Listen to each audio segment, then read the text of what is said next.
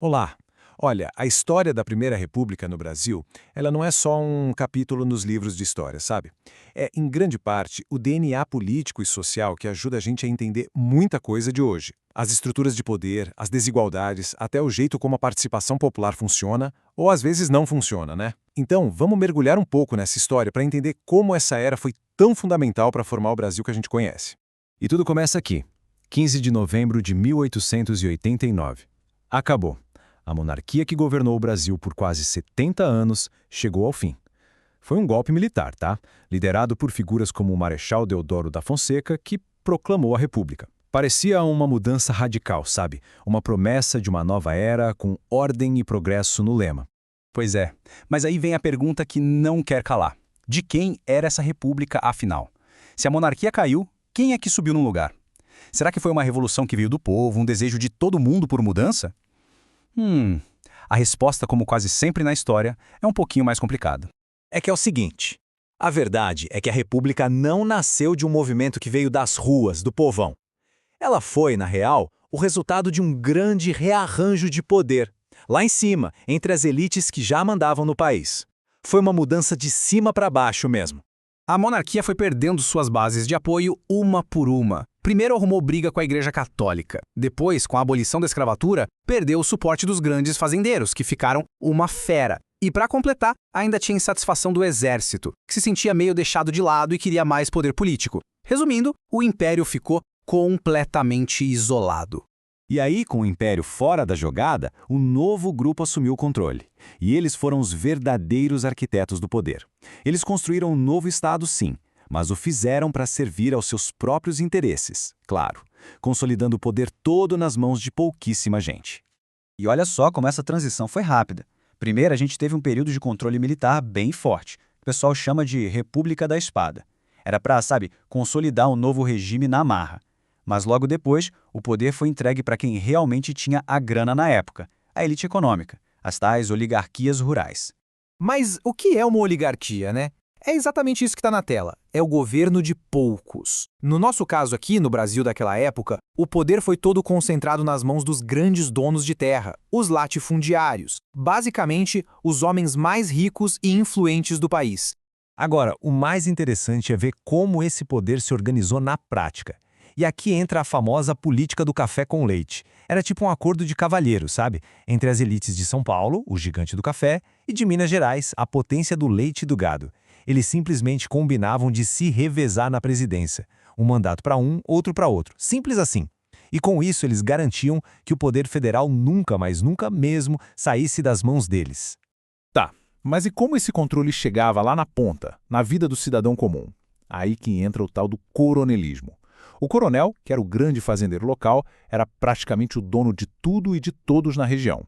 Ele oferecia uns favorzinhos, um emprego, uma proteção, e, em troca, exigia lealdade política absoluta na hora de votar. Esse era o infame voto de cabresto, onde o eleitor não tinha escolha nenhuma. Tinha que votar em quem o coronel mandasse. E ponto final. Essa frase aqui resume tudo de forma perfeita, né?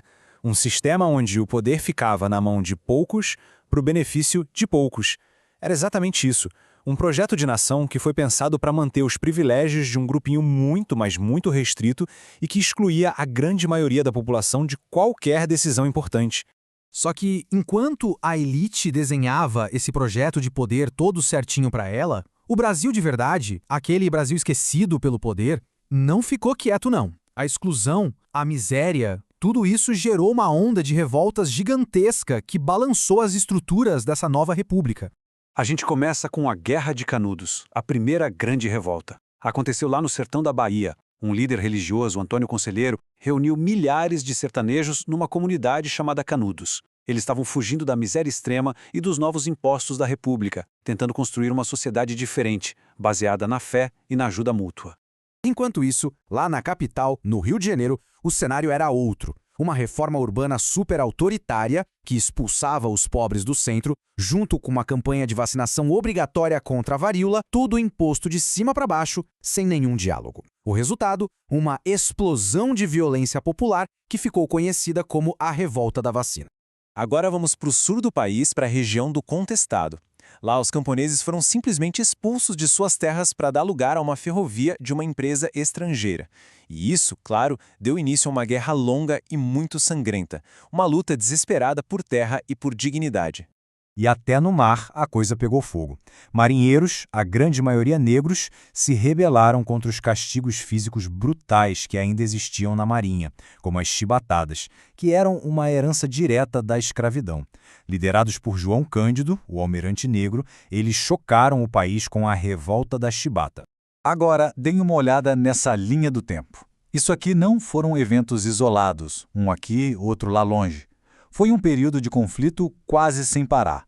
Um sintoma claríssimo de que aquele projeto da República Oligárquica simplesmente não representava a maioria do povo brasileiro. E essa tabela mostra isso de um jeito brilhante, a diversidade dessa resistência. A gente tem sertanejos buscando uma vida mais digna em Canudos, moradores pobres no Rio lutando contra um governo autoritário, camponeses lá no Contestado defendendo suas terras e marinheiros negros exigindo o fim dos castigos corporais. No fundo, todas essas lutas, por mais diferentes que pareçam, contam a mesmíssima história, a de um povo resistindo à exclusão. Então, a gente chega no ponto principal. Por que essa história toda importa tanto hoje? Porque as tensões, as estruturas de poder, as desigualdades que foram criadas lá atrás, elas não sumiram não. Elas ecoam e ecoam muito forte até os dias de hoje. Pensem bem, o poder concentrado nas mãos de poucos. Uma desigualdade social e regional absurda. Uma história de resistência popular que é fundamental para a nossa identidade. A fragilidade da participação do povo na política.